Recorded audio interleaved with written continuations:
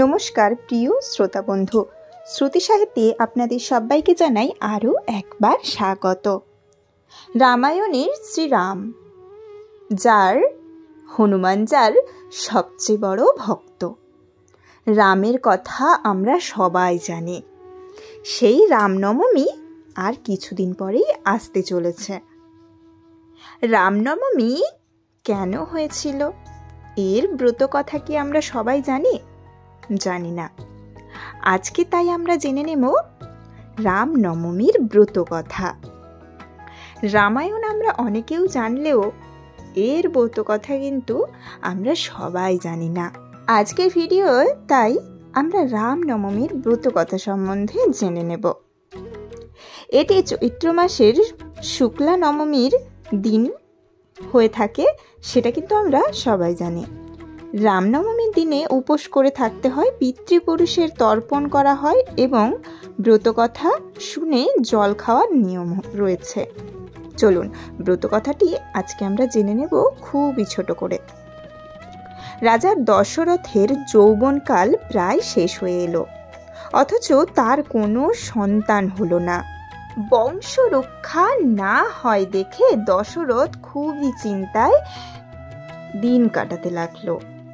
শেষে তার কুলপুরোহিত বশিষ্ঠদেব রাজাকে বললেন তার স্ত্রীকে সঙ্গে নিয়ে শিব ও দুর্গার মন্ত্র জপ করতে। এরপর রাজা দশরথ খুব নিষ্ঠার সঙ্গে এই মন্ত্র জপ করতে লাগলেন। রাজা দশরথের নিষ্ঠা ও ভক্তি দেখে স্বয়ং মহাদেবও সন্তুষ্ট হয়ে তাকে দর্শন দিয়ে বললেন, আমি তোমার জপ ও নিষ্ঠায় খুবই সন্তুষ্ট হয়েছে। তোমার মনস্কামনা নিশ্চয়ই পূরণ হবে। তুমি অবিলম্বে পুত্রেষ্ঠি যজ্ঞ করার ব্যবস্থা করো।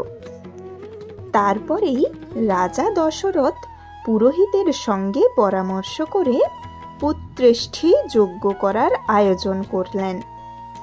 অনেক কষ্টে ঋষ্যশৃঙ্গ মুনিকে আনিয়ে যজ্ঞ সমাধা করলেন। যজ্ঞ সম্পন্ন হবার পর সেই যজ্ঞে চরু, কৌশল্যা প্রভৃতি 3 রানীকে খেতে দেয়া হলো। চরু খাওয়ার অল্প দিনের পরেই রানী কৌশল্যা ও 2 রানী গর্ভবতী হলো। তারপর 10 মাস 10 দিন পূর্ণ হলো। সেদিন ছিল চৈত্র মাসের শুক্লপক্ষের নবমী তিথি। পুণ্যবস্যু নক্ষত্রে উদয় হওয়ার পর শুভ লগ্নে স্বয়ং ভগবান কৌশল্যা দেবীর গর্ভ থেকে রামচন্দ্ররূপে ভূমিষ্ঠ হলেন।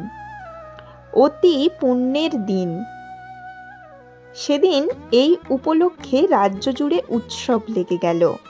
অতি পুণ্য দিন বলেই চৈত্র মাসের শুক্লপক্ষে নবমী তিথিতে এই দিনকে রামনবমী বলা হয়। আপনারা বুঝতেই পারলেন, রামের জন্মদিন উপলক্ষে কিন্তু রামনবমী পালন হয়ে থাকে। রামনবমীর দিনটি অত্যন্ত শুভ, তাই অত্যন্ত নিষ্ঠার সাথে রামনবমীর ব্রত আপনারাও পালন করতে পারেন বাড়িতেই। কিন্তু বাড়িতে কিভাবে এই ব্রত পালন করবে তার একটি ছোট্ট ভিডিও আমি আপনাদের কাছে অবশ্যই পৌঁছে দেব। রামনবমীর দিন রামনবমীর ব্রত করলে অনেক ফল লাভ পাওয়া যায়। সেই ভিডিও আমি অবশ্যই আপনাদের কাছে পৌঁছে দেব। আজকে রামনবমী কেন পালন হয় সেটি তুলে ধরলাম। নমস্কার, আজকের ভিডিও এই পর্যন্তই।